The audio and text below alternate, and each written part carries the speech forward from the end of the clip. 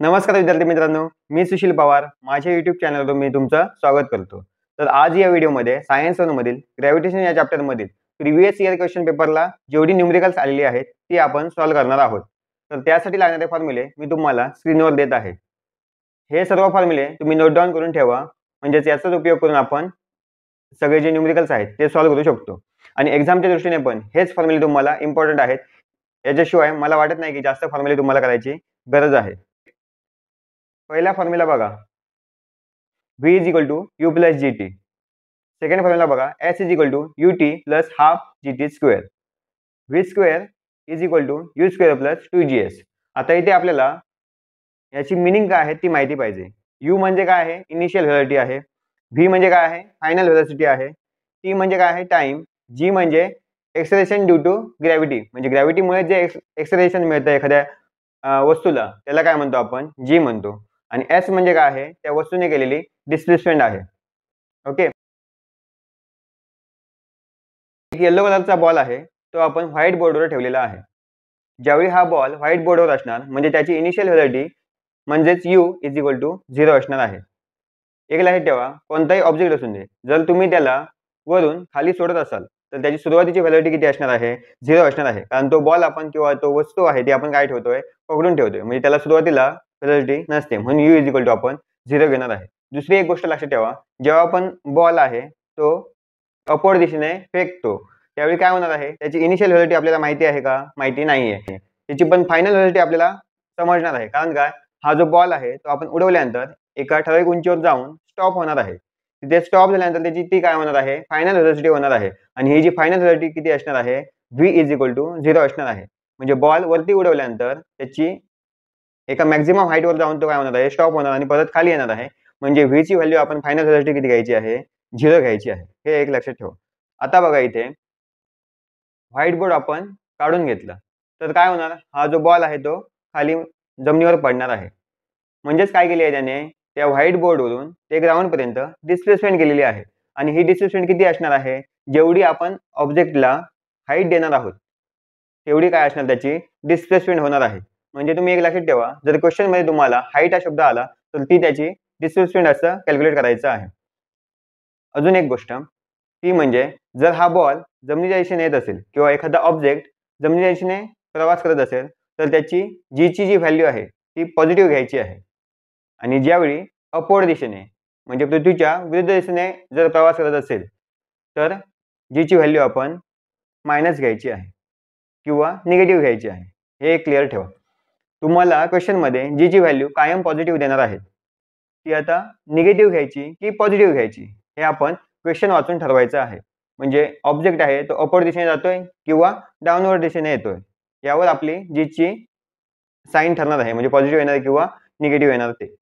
क्वेश्चनला start करूया. Question first बघा, a ball of mass 5 kg falls from a height of 490 metre. आता इथे बघा काय सांगितलेलं आहे, एक काय आहे, मेटल बॉल आहे, त्याचा मास किती आहे, 5 kg आहे आणि त्याला हाईट किती दिलेली आहे, 490 मीटर हाईट दिलेली आहे. म्हणजे त्याची ती काय झाली, डिस्प्लेसमेंट झाली. पण 490 मीटरवरून तो खाली टाकतायत म्हणजे त्याची सुरुवातीची व्हॅलिडिटी किती होणार आहे, 0 होणार आहे. u म्हणजेच u is equal to 0. Okay. How much time it will take to reach the ground. त्याला जमिनीपर्यंत पोहोचायला किती वेळ लागणार आहे हे आपल्याला काढायला सांगितलेलं आहे. म्हणजे टी ची व्हॅल्यू आपण कॅल्क्युलेट करायची आहे. आपल्या जवळ ज्या व्हॅल्यू आहे त्या आपण अगोदर लिहून घेऊया. म्हणजेच काय होणार आहे, m is equal to 5 kg होणार आहे, u is equal to 0 metre per second मी सांगितलंय तुम्हाला. h ची व्हॅल्यू म्हणजेच ती काय आहे, डिस्प्लेसमेंट आहे, 490 मीटर होणार आहे. g ची व्हॅल्यू 9.8 मीटर पर सेकंडचा स्क्वेअर.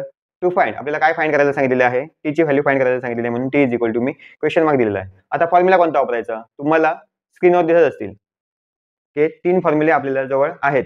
आता यापैकी कोणता फॉर्म्युला चूज करायचा, व्हिडिओच्या सुरुवातीला मी तुम्हाला दिलेले आहे त्यातीलच हे 3 फॉर्म्युले आहेत. ओके. आता टी फाइंड करण्यासाठी कोणता फॉर्म्युला वापरायचा हे आपण ठरवायचं आहे. बघा, आपल्याजवळ व्हॅल्यू कोणकोणते आहेत त्यावर आपण बघूया. कोणती आहे, यू ची आहे, एस ची आहे, जी ची आहे आणि टी ची व्हॅल्यू आपल्याला फाइंड करायची आहे. म्हणजे या 4 व्हॅल्यू आपल्याजवळ पाहिजेतच आहेत. मग कोणत्या फॉर्म्युल्यामध्ये आहेत बघा या 4ही व्हॅल्यू. म्हणजे फर्स्ट आणि जर थर्ड फॉर्म्युला बघितला तर आपल्याला टी दिसत आहे, म्हणजे दोघांपैकी एक फॉर्म्युला आपल्याला वापरायचा आहे. आता तो कोणता वापरणार आहे, फर्स्ट फॉर्म्युला बघा, v is equal to u plus g t. आता इथे काय आहे आपल्याजवळ, v ची व्हॅल्यू पाहिजे आपल्याला, पण इथे आहे का आपल्याजवळ व्हीची व्हॅल्यू? व्हीची व्हॅल्यू आपल्याजवळ नाही आहे, म्हणजे फर्स्ट फॉर्म्युला काय होणार आहे? कॅन्सल. आपल्याला कोणता फॉर्म्युला वापरावा लागणार आहे? S is equal to u t plus half g t square. Okay, मग तो आपण फॉर्म्युला लिहून घेतला. पुढे आता या फॉर्म्युल्यामध्ये व्हॅल्यू पुटअप करायचे आणि सिंपल कॅल्क्युलेशन आहे. एस ची व्हॅल्यू 490, यू ची व्हॅल्यू 0 येणार आहे, इंटू टी ची व्हॅल्यू फाइंड करायची आहे म्हणून टी तसाच राहिला आहे, प्लस हाफ इंटू जी ची व्हॅल्यू 9.8 इंटू टी स्क्वेअर, कारण टी ची व्हॅल्यू आपल्याजवळ नाही आहे. काय होणार आहे? 0 इंटू टी किती होणार आहे? 0 होणार आहे, plus half into 9.8 into T square, म्हणजे राहणार काय फक्त half into 9.8 into T square. आता हाफ इंटू 9.8 किती येणार आहे? 4.9 इंटू टी स्क्वेअर.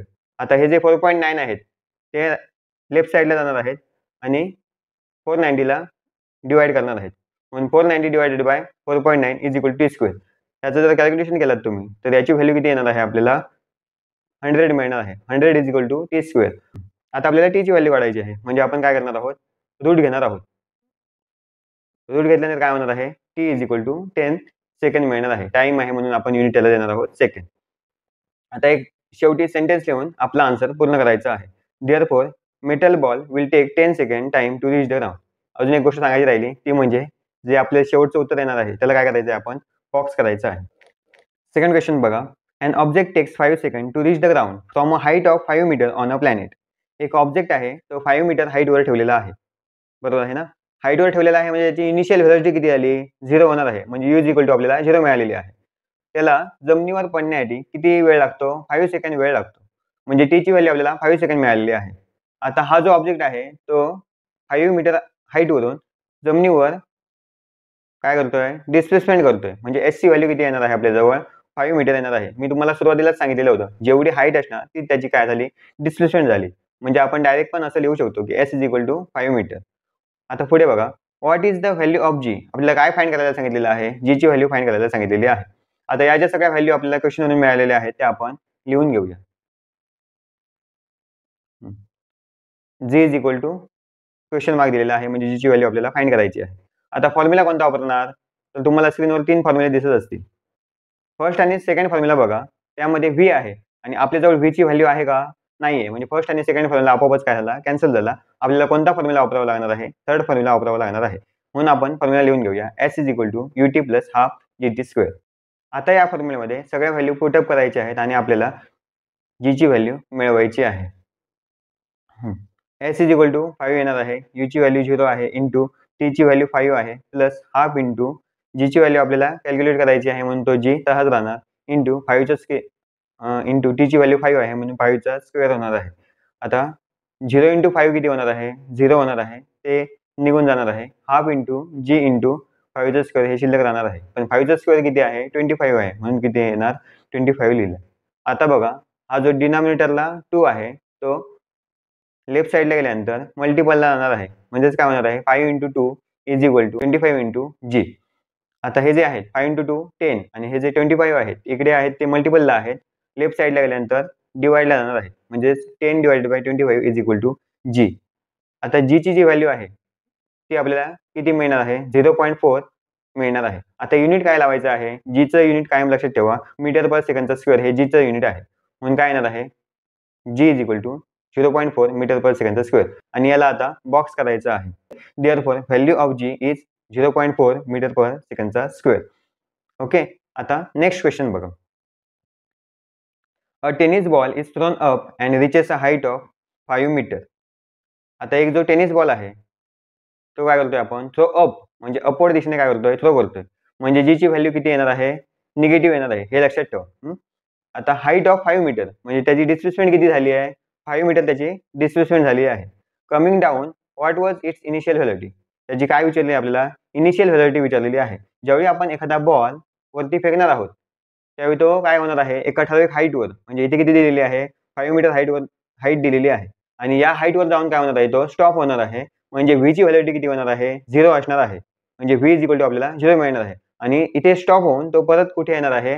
ग्राउंडच्या दिशेने प्रवास चालू करणार आहे, म्हणजे आपल्याला व्ही ची व्हॅल्यू 0 मिळालेली आहे. जेवढ्या आपल्याला व्हॅल्यू मिळाल्या त्या अगोदर आपण लिहून घेऊया.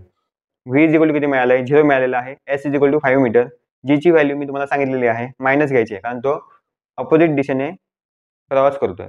फाइंड आपल्याला काय फाइंड करायला सांगितलेले आहे, इनिशियल व्हॅलिडिटी म्हणजेच यू फाइंड करायला सांगितलेले आहे, म्हणून u is equal to question mark दिलेला आहे. आता फॉर्म्युला कोणता वापरायचा आहे, आता बघा आपल्याजवळ व्ही ची व्हॅल्यू आहे म्हणजे फर्स्ट आणि सेकंड फॉर्म्युला आपण वापरू शकतो. त्यापैकी पण एकच फॉर्म्युला आपल्याला निवडायचा आहे, म्हणून एस ची व्हॅल्यू आहे का फर्स्ट फॉर्म्युलामध्ये, नाहीये, पण आपल्याजवळ एस ची व्हॅल्यू आहे, म्हणून आपण कोणता फॉर्म्युला वापरणार आहोत, v square is equal to you square plus 2GS. Okay, आता या फॉर्म्युल्यामध्ये आपण व्हॅल्यू पुटअप करून घेऊया. व्ही ची व्हॅल्यू किती येणार आहे, 0 आहे, म्हणून 0चा square is equal to you square आणि यू ची व्हॅल्यू आपल्याला फाइंड करायची आहे प्लस 2 इंटू जी ची व्हॅल्यू किती आहे -10 घ्यायची आहे इंटू एस ची व्हॅल्यू किती आहे 5 आहे. आता काय होणार आहे -10 इंटू 2 किती होणार आहे -20 -20 इंटू 5 किती होणार आहे -100. मग काय येणार आहे यू स्क्वेअर -100. पुढे काय होणार आहे हे जे 100 आहेत ते राईट साईडला मायनसमध्ये आहेत, लेफ्ट साईडला गेल्यानंतर प्लस होणार आहेत, म्हणजेच काय येणार आहे 100 is equal to you square. आता आपल्याला यू ची व्हॅल्यू फाइंड करायची आहे, म्हणून दोन्ही साईडला काय घ्यायचं आहे आपण रूट घ्यायचं आहे, म्हणून आपण यू इज इक्वल टू 10 मिळणार आहे. पण आपल्याला युनिट द्यायचं आहे. आता यूचं युनिट काय आहे, यू ही व्हेलॉसिटी आहे आणि व्हेलॉसिटीचं युनिट काय आहे मीटर पर सेकंड आहे, म्हणून आपण मीटर पर सेकंड हे युनिट देऊन आपला आन्सर पूर्ण करणार आणि त्याला एक बॉक्स देणार आहोत. Therefore, initial velocity of tennis ball is 10 meter per second. Okay. Question 4 बघा. An object thrown vertically upward reaches a height of 500 meter. एक ऑब्जेक्ट आहे तो अपवर्ड दिशेने फेकलेला आहे. ज्यावेळी आपण एखादा ऑब्जेक्ट अपवर्ड दिशेने फेकतो त्यावेळी तो एका सर्टन हाईटला जाऊन इथे किती दिलेली आहे ती 500 मीटर दिलेली आहे, म्हणजे 500 मीटर वर जाऊन तो काय होणार आहे स्टॉप होणार आहे आणि परत कुठे येणार आहे जमिनीच्या दिशेने प्रवास करायला चालू करणार आहे. मग ज्यावेळी तो 500 मीटरवर जाणार आहे त्यावेळी त्याची जी व्हेलॉसिटी असणार आहे ती किती असणार आहे 0 असणार आहे, म्हणजेच आपण त्याची final validity v is equal to 0 घेणार आहोत. कारण इनिशियल व्हॅलिडिटी आपल्याला माहिती आहे का, नाही माहिती आहे, पण फायनल व्हॅलिडिटी आपल्याला माहिती आहे. आता त्याने किती डिस्प्लेसमेंट केली आहे, किती उंचीवर आला 500 मीटरवर आला, म्हणजे डिस्प्लेसमेंट किती झाली आहे त्याची 500 मीटर ही त्याची डिस्प्लेसमेंट झालेली आहे. What was it's initial validity, त्याची आपल्याला काय विचारले आहे पहिल्यांदा यू इज इक्वल टू किती आहे हे विचारलेलं आहे, म्हणजे initial validity. How long will the object takes to come back to the earth, त्याला आपण उडवल्यानंतर तो वरून परत खाली येईपर्यंत आपल्याला किती वेळ लागणार आहे, म्हणजे टोटल टाइम काढायला सांगितलेला आहे. एक लक्षात ठेवा. आता जे व्हॅल्यू आहेत आपल्याला क्वेश्चन मिळत आहेत ते आपण लिहून घेऊया. टू फाइंड काय सांगितले आपल्याला यू किती आहे हे फाइंड करायला सांगितलेलं आहे आणि टोटल टाइम किती लागणार आहे त्याला परत जमिनीवर येण्यासाठी हे सांगितलेलं आहे. आता फॉर्म्युला कोणते आहेत तर आपल्याजवळ 3 फॉर्म्युले आहेत. सुरुवातीला आपण काय काढून घेऊया यू ची व्हॅल्यू काढून घेऊया. आता यू ची व्हॅल्यू काढण्यासाठी आपल्याला कोणता फॉर्म्युला वापरावा लागणार ते बघा, कंपॅरिझन करा फक्त, म्हणजे आपल्याजवळ ज्या व्हॅल्यू आहेत आणि फॉर्म्युल्यामध्ये कोणत्या व्हॅल्यू आहेत याचं कंपॅरिझन केलं तर आपल्याला फॉर्म्युला इझिली मिळून जाईल.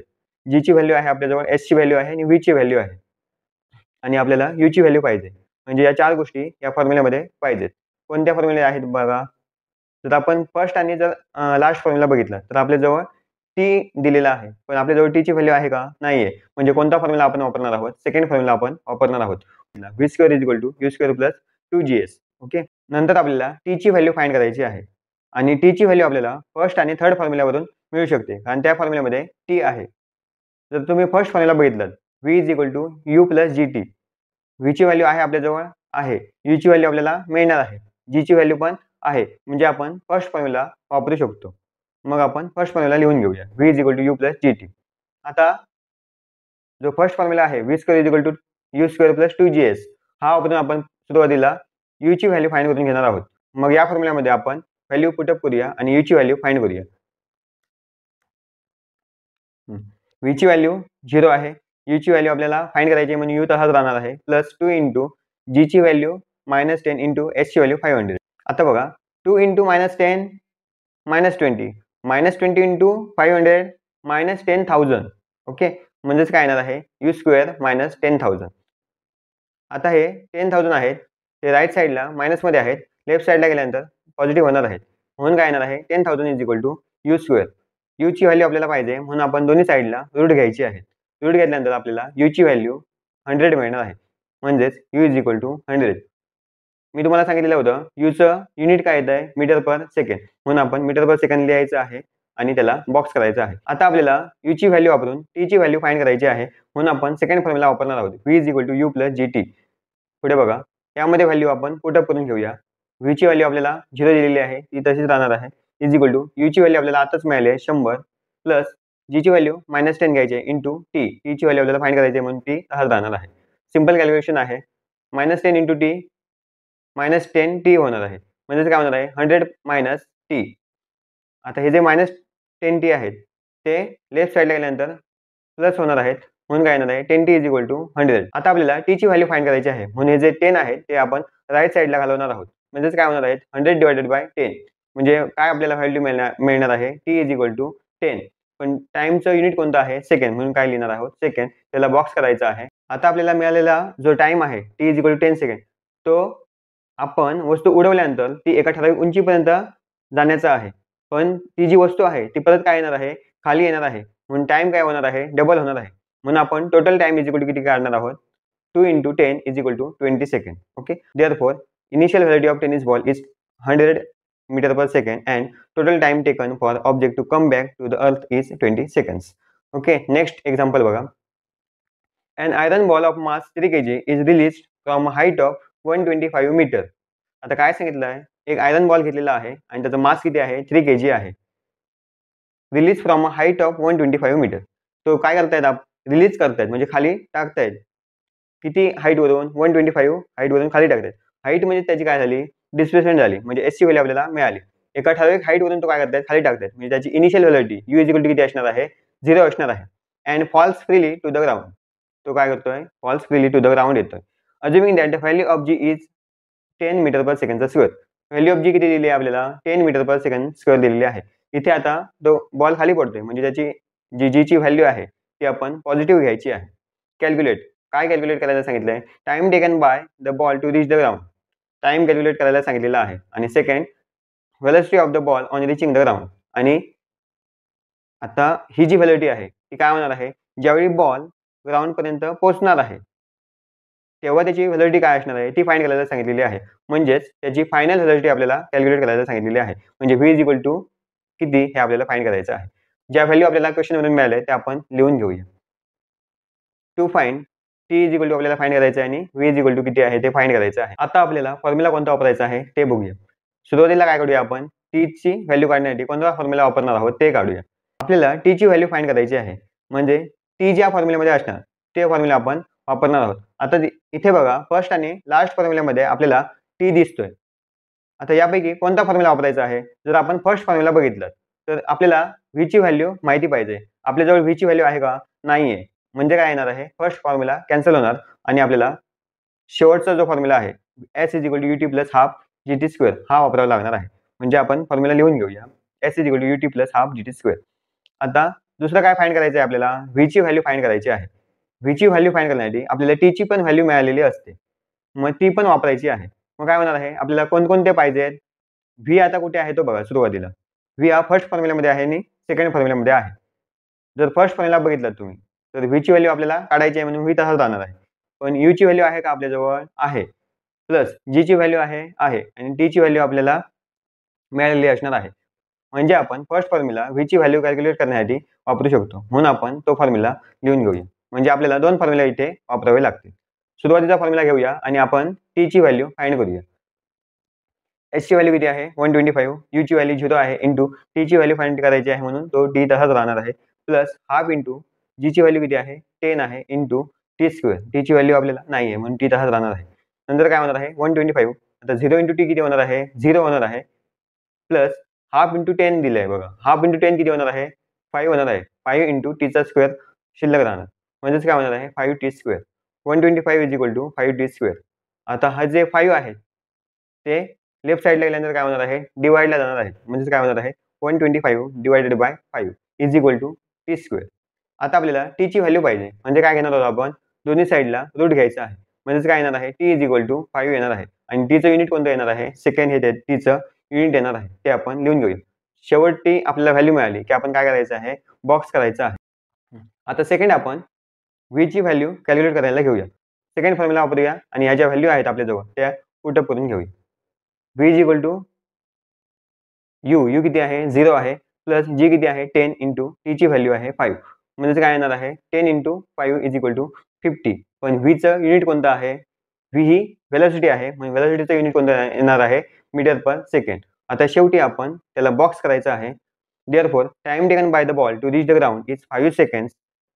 Second, velocity of the ball on reaching the ground is 50 meter per second. Okay. Next question बघा. What would be the value of g on the surface of the earth if its mass was twice as large and its radius half of what it is now? काय सांगितलेलं आहे? आपल्याला एक अर्थ सांगितलेली आहे. त्याचा मास किती आहे? m आहे आणि रेडियस किती आहे? r आहे. आपल्याला ही जी अर्थ आहे त्याचं मास आहे ते काय करायचं आहे? आपल्याला डबल करायचं आहे आणि रेडियस काय करायची आहे? हाफ करायची आहे. म्हणून आपण एक नवीन अर्थ काढून घेऊया. ज्याचा मास किती आहे? m डॅश आहे आणि रेडियस किती आहे? r डॅश आहे. आता मास आहे की ते काय आहे? डबल आहे ओरिजिनल अर्थपेक्षा, म्हणून काय घेतलेलं आहे? 2 × m घेतलेलं आहे, कारण m हे ओरिजिनल अर्थचं मास आहे. आता r dash is equal to आपण किती घेतलेली आहे? r/2 घेतलेली आहे, कारण रेडियस काय सांगितलेली आहे? आपल्याला हाफ घ्यायची आहे. आता आपल्या जवळ ज्या व्हॅल्यू आहे त्या आपण लिहून घेऊया. Given m dash is equal to 2m, r is equal to r dash येणार आहे तिथे, r dash is equal to half × r. आपल्याला काय फाइंड करायला सांगितलेली आहे? जी ची व्हॅल्यू फाइंड करायला सांगितलेली आहे, म्हणून g is equal to what. पण आता ही नवीन अर्थवर आहे जी ची व्हॅल्यू, म्हणून आपण ती जी डॅश या लेटरने दाखवणार आहोत. फॉर्म्युला कोणता वापरायचा आहे? शेवटी एक फॉर्म्युला दिलेला आहे तुम्हाला, तोच वापरायचा आहे आणि पूर्ण करायचा आहे, कारण जीचा एकच फॉर्म्युला आपल्याला दिलेला आहे. g is equal to gm/r². आता हा जो फॉर्म्युला आहे तो g साठी आहे. आपल्याला काय फाइंड करायचं आहे? जी डॅश फाइंड करायचा आहे, म्हणून आपण हा जो फॉर्म्युला आहे तो मॉडिफाय करून घेणार आहोत. G dash is equal to gm'/r². आता आपल्याला या सगळ्या व्हॅल्यू या फॉर्म्युल्यामध्ये पुट करून घ्यायची आहेत आणि जी डॅशची व्हॅल्यू काढायची आहे, म्हणून आपण फॉर्म्युल्यामध्ये सगळ्या व्हॅल्यू पुट करून घेतल्या. G dash is equal to g × m डॅशची व्हॅल्यू किती आहे? 2m आहे, म्हणून ती ठेवली, आणि r डॅशची व्हॅल्यू किती ठेवली आहे? r/2. नेक्स्ट, आता r/2 चा स्क्वेअर आहे, r/2 चा होल स्क्वेअर म्हणजेच किती होणार आहे? r चा स्क्वेअर अपॉन 2 चा स्क्वेअर. 2 चा स्क्वेअर किती होणार आहे? 4. आता हे जे डिनॉमिनेटरला 4 आहे, न्यूमरेटरला काय होणार आहे? मल्टिपलला जाणार आहे. हा सिंपल मॅथमॅटिकल रूल आहे. मग काय होणार आहे? g × 2m × 4 upon r². आता 2 × 4 किती होणार आहे? 8 होणार आहे, म्हणजे काय येणार आहे? 8gm. ओके, म्हणून काय येणार आहे? g dash equal to 8gm/r². पुढे पण आपल्याला माहिती आहे gm/r² म्हणजे काय आहे? g आहे. ही जी व्हॅल्यू आहे ती या क्वेश्चनच्या फॉर्म्युल्यामध्ये दिलेली आहे. g इज इक्वल टू काय आहे? gm/r². ही व्हॅल्यू आपण पुट करायची आहे, म्हणजेच काय येणार आहे? gm/r² च्या जागेवर आपण g असं लिहिणार आहोत, म्हणजेच काय येणार आहे? g dash is equal to 8g. Okay, म्हणजेच काय होणार आहे? जी नवीन अर्थ मिळणार आहे आपल्याला, त्यावर जी ग्रॅव्हिटी असणार आहे ती ओरिजिनल अर्थच्या 8 टाइम्स असणार आहे. ओके, म्हणून आपण खाली एक सेंटेन्स लिहायचा आहे, the value of g will becomes 8 times. तर आज या व्हिडिओमध्ये आपण ग्रॅव्हिटेशन चॅप्टरमधील प्रिव्हियस इयर क्वेश्चन पेपरमध्ये जेवढे न्यूमेरिकल्स आलेले होते ते आपण सॉल्व्ह करून बघितलेले आहेत. तुम्हाला जर व्हिडिओ आवडला असेल तर लाईक करा आणि शेअर करा.